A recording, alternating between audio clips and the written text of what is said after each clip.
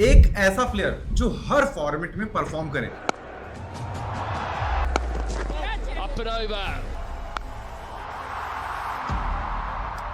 जो आईपीएल जितवाए, ये केआर शुरू से था तैयार, अब ट्रॉफी पे भी अपना नाम लिखवा दिया है। इंडिया के लिए आईसीसी टूर्नामेंट में सबसे ज्यादा रन्स बनाए,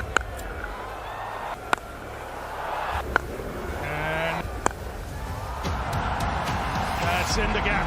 रणजी में 35 तो Flatcher through the air. He's cleared the infield on the onside. पर फिर भी उसको टीम से निकाल दिया जाए, उसका कॉन्ट्रैक्ट हटा दिया जाए, तो समझ लो कि प्रॉब्लम उसके गेम में नहीं, सिस्टम में है।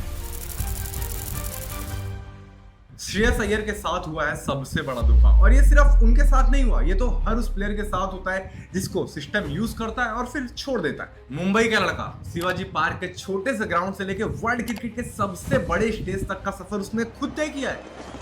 And he goes after it. Use of the feet, lovely shimmy down the wicket. क्योंकि उसके पास टैलेंट था और वो टैलेंट उसने हर फॉर्मेट में प्रूव भी किया है। 2015 का Ranji trophy season 1321 run, Mumbai के लिए सबसे कंसिस्टेंट बैटर। और एक और बात, आईपीएल इतिहास का ऐसा पहला कैप्टन जो अलग अलग 3 टीमों को आईपीएल फाइनल तक ले गया, दिल्ली कैपिटल्स, और फिर केकेआर को तो फाइनल में भी ले गया और उनको ट्रॉफी भी दिलाई। ये केआर शुरू से था तैयार, अब ट्रॉफी पे भी अपना नाम लिखवा दिया है, गुदवा दिया है। 2025 में पंजाब किंग्स को भी आईपीएल फाइनल में जगह दिलवाई। Punjab Kings are into the finals. IPL अब तैयार हो गई है एक नए नवेले चैंपियन के। सिर्फ कैप्टेंसी नहीं, बैटिंग भी टॉप लेवल की। भैया दिल को थाम लो और कप्तान अय्यर का नाम लो, बहुत ऊंची है ये और बहुत दूर है ये। आईपीएल 2025 में 488 रन और स्ट्राइक रेट 172 से भी ज्यादा, और फिर चैंपियंस ट्रॉफी 2025 में इंडिया के लिए सबसे ज्यादा रन। उड़ाया, गेंद हवा में, 6 मिलेंगे। दूसरे टियर में गई है गेंद। 243, और फिर रणजी ट्रॉफी में भी Flatcher through the air. He's cleared the infield on the onside. 480 से भी ज्यादा रन और 68 की एवरेज। और क्या चाहिए एक इंडियन बैट्समैन से, आपको क्या लगता है? और इतना सब करने के बाद भी 2024 में बीसीसीआई ने उनका सेंट्रल कॉन्ट्रैक्ट रद्द कर दिया। टेस्ट स्क्वाड में नाम नहीं, इंडिया ए में भी नहीं। और जब फैंस ने सवाल पूछे ना, तो हमारे सिलेक्टर की तरफ से जवाब मिला कि there is no room in the team. अच्छा, नो रूम। जब टीम में केएल राहुल और गिल जैसे इनकंसिस्टेंट प्लेयर मौजूद हैं, जब अजिंक्य रहाणे को एक इनिंग्स के लिए बैक करा जा रहा है, जब स्ट्राइक रेट और स्पिन गेम दोनों के अगेंस्ट श्रेयस अय्यर बेस्ट है, तो फिर उनके लिए रूम कैसे नहीं है? और अजीत अगरकर जैसे सिलेक्टर तो ये बोलते हैं कि we are looking at the future.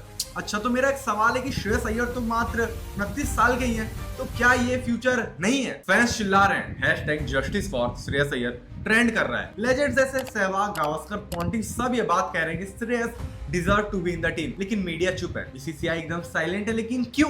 क्या ये सच में किसी परफॉर्मेंस का केस है, या किसी पर्सनल बायस, या किसी ईगो के वॉर का रिजल्ट? और यार, श्रेयस अय्यर ने अपने करियर में बहुत कुछ सैक्रिफाइस किया, इंजरीज के बाद कमबैक किया, फैंस के लिए परफॉर्म किया, इंडिया के लिए जी जान लगाई, और जब वो आज अपने टॉप फॉर्म में है, तो सिस्टम ने उनको धोखा दे दिया। और ये क्रिकेट नहीं, ये पॉलिटिक्स है, और इस बार क्रिकेट की हार हुई है और सिस्टम की ईगो की जीत हुई है। और यार, श्रेयस जैसे प्लेयर को इग्नोर करना सिर्फ उसके साथ नहीं, देश के करोड़ों क्रिकेट फैंस के साथ धोखा देने जैसा है। और अगर हम आवाज नहीं उठाएंगे ना, तो भाई कल को कोई भी टैलेंटेड प्लेयर सिस्टम का शिकार बन सकता है। और श्रेयस अय्यर सिर्फ एक क्रिकेटर नहीं है, वो एक सिंबल है हर उस इंसान का जो डिजर्विंग है, लेकिन सिस्टम उसे दबा देता है। तो अगर आप भी मानते हो कि श्रेयस के साथ ना इंसाफी हुई है, तो कमेंट करो और इस वीडियो को ज्यादा से ज्यादा शेयर करो और आवाज उठाओ, ताकि कल को किसी दूसरे टैलेंटेड प्लेयर के साथ ऐसा ना हो। और सिस्टम को हमको ये भी याद दिलाना पड़ेगा कि फॉर्म, स्टैट्स और पैशन को इग्नोर करना देश के क्रिकेट फैंस के साथ गद्दारी है। जय हिंद।